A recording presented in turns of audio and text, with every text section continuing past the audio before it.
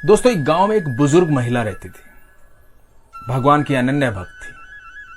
इतना अत्यधिक प्रेम करती थी कि खाना खाती तो पहले खाना भगवान पे चढ़ाती, फल खाती फल चढ़ाती, फूल लेके आती तो फूल चढ़ाती, जल चढ़ाती। घर में जो कुछ भी होता, जो कुछ भी आता, वो पहले भगवान को समर्पित करती। यहां तक कि सुबह घर का कचरा भी भगवान को समर्पित करती। अब ये देख के लोग बहुत हैरान थे। बहुत समझा चुके थे आसपास के लोग कि ये क्या करती हो, भगवान पे कोई कचरा चढ़ाता है क्या। एक दिन क्या हुआ कि एक फकीर वहां से गुजरे। उन्होंने देखा कि ये महिला जो है भगवान पे कचरा भी चढ़ा देती है।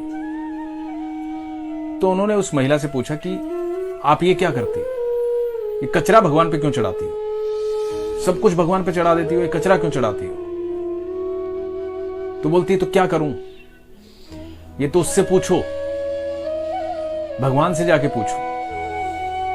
बाकी सब कुछ जब उसे दे देती हूं तो कचरे का मैं क्या करूंगी, तो वो भी चढ़ा देती हूं, सब कुछ उसी पे चढ़ा देती हूं।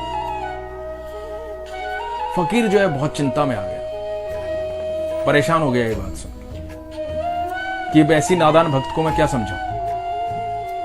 फकीर बोला कि इसको तो कोई समझा भी नहीं सकता, अब कौन झगड़ा करे इससे। फकीर बोला कि ठीक है माई, जो तुझे करना है कर, लेकिन सही बात तो यह है कि भगवान पर अच्छी चीजें चढ़ाई जाती हैं, शुद्ध चीजें चढ़ाई जाती हैं, बाकी तेरी मर्जी। अब फकीर ये कहकर चला गया।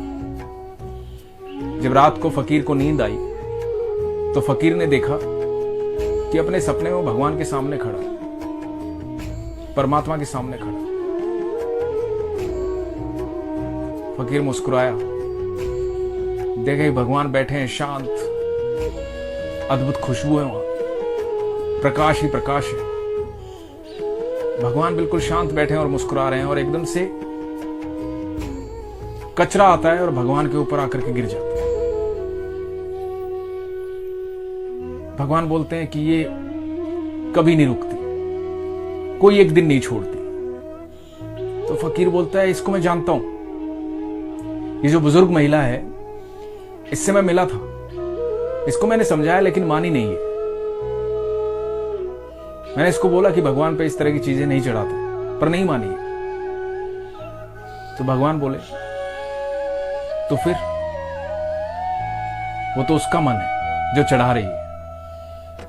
तो फकीर बोले कि पर भगवान, मैं इतनी देर से आपके सामने खड़ा हूं, लोग तो फल भी चढ़ाते हैं, फूल भी चढ़ाते हैं, जल भी चढ़ाते हैं, भोजन भी चढ़ाते हैं, पैसे भी चढ़ाते हैं, लोग पता नहीं क्या क्या चढ़ाते हैं,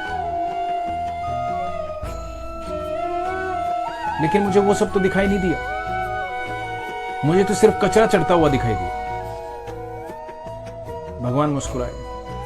भगवान बोले कि जो फल चढ़ाते हैं, फूल चढ़ाते हैं, पैसे चढ़ाते हैं, सब पूरे समर्पण भाव से नहीं चढ़ाते, सब आधा अधूरा चढ़ाते हैं। समर्पित करते हैं, उसके साथ इच्छा रखते हैं, कुछ समर्पित करते हैं, दूसरी इच्छा रखते हैं। फल चढ़ाते हैं, कहीं से लेके आएंगे, उसे सस्ता करवाएंगे, उसको कम पैसे देके आएंगे। फूल लेके आएंगे, पड़ोसी के घर का तोड़ के लेके आएंगे। जल लेके आएंगे, चढ़ा देंगे, अपने डिमांड रखेंगे और चले जाएंगे। समर्पण नहीं है। मुझ तक सिर्फ वही पहुंचता है जहां समर्पण है। ये जो औरत है ना, इसकी हर चीज में समर्पण है। इसका चढ़ाया सब कुछ पहुंचता है मुझ तक, चाहे कचरा चढ़ाए, चाहे फल चढ़ाए, फूल चढ़ाए।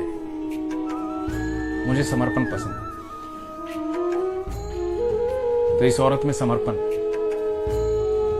दोस्तों, ये बात सुनकर वो फकीर जो था वो चिंता में आ गया, घबरा गया, उसका सपना टूटा। और उसे पहली बार एहसास हुआ कि जिंदगी में इतने साल से वो जो कर रहा था उसमें समर्पण नहीं था। हम फेल कब होते हैं, जब हमारे अंदर समर्पण नहीं होता। हम आधे अधूरे प्रयास करते हैं। जो भी काम करो, चाहे कुछ भी करो, चाहे वो ईश्वर की प्रार्थना है, चाहे आपका कर्म है, चाहे कुछ भी, पूरे समर्पण के साथ करो। जब करो तो सब कुछ निछावर कर दो उस पर। इतने समर्पित हो जाओ, इतने समर्पित हो जाओ अपने कर्म के कि फल की चिंता भी ना रहे। जब इतना समर्पण आ जाएगा कि फल के बारे में सोचेंगे भी नहीं, परिणाम के बारे में सोचेंगे भी नहीं, तो निश्चित तौर पर परिणाम जो है वो कमाल करने वाले हैं। क्योंकि कर्म की जो सफलता होती है ना, वो बिल्कुल परमात्मा की मुस्कुराहट जैसी होती है। जब समर्पण दे देंगे तो मुस्कुराएगा, और जब वो मुस्कुराएगा तो जो भी कर्म है वो ऐसा फलीभूत होगा, ऐसा फल मिलेगा जिसकी हमने कल्पना भी नहीं की थी। तो जिंदगी में जो कुछ भी करो समर्पण के साथ करो। शुक्रिया दोस्तों। हरे कृष्ण।